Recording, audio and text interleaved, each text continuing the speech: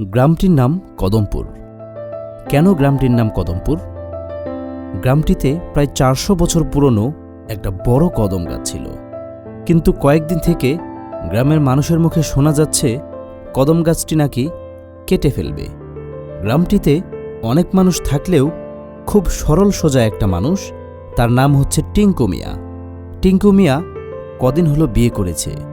টিঙ্কু মিয়া ছোট্ট একটা কোম্পানিতে ৬,০০০ টাকা বেতনে কাজ করত, কিন্তু তার এই ৬,০০০ টাকায় সংসার চলে না।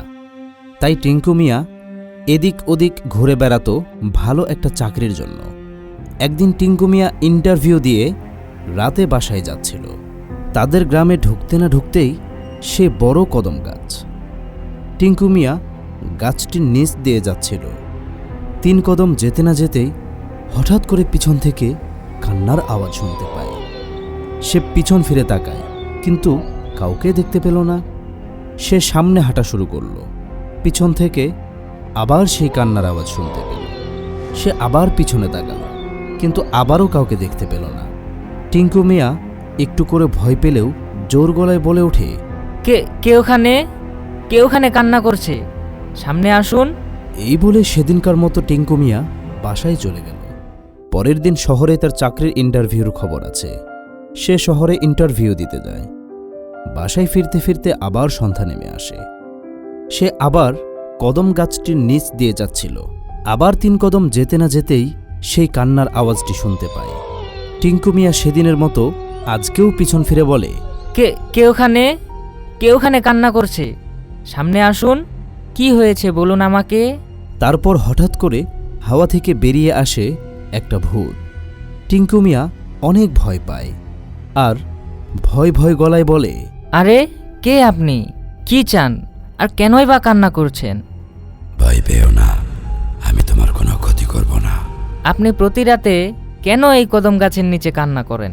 আমি ২০০ বছর ধরে এই কদম গাছটিতে বসবাস করে আসছি। শুনলাম গ্রামের মানুষগুলো গাছটাকে কেটে ফেলবে, তাই কান্না করছি। এ গাছ কেটে ফেললে আমি কোথায় থাকবো? আচ্ছা, আপনি কান্না করবেন না, আমি দেখছি কি করতে পারি আপনার জন্য। ঠিক আছে, তবে মনে রেখো, এই কদম গাছটি যদি তারা সত্যি কেটে ফেলে, তাহলে আমি এই গ্রামটাকে শ্মশান ঘাট বানিয়ে দেব। শ্মশান ঘাট বানিয়ে দেব, এই আমি বলে দিলাম। এই বলে ভূতটি সেখান থেকে হাওয়া হয়ে গেল। আর টিঙ্কু মিয়া সেখান থেকে তাড়াতাড়ি বাসায় চলে আসলো। টিঙ্কু মিয়া শুয়ে শুয়ে ভাবতে লাগলো সে কি করবে। পরের দিন সে গ্রামের সকল মানুষকে ডেকে পুরো ঘটনা খুলে বলে। প্রথমে গ্রামের কেউ বিশ্বাস করে না।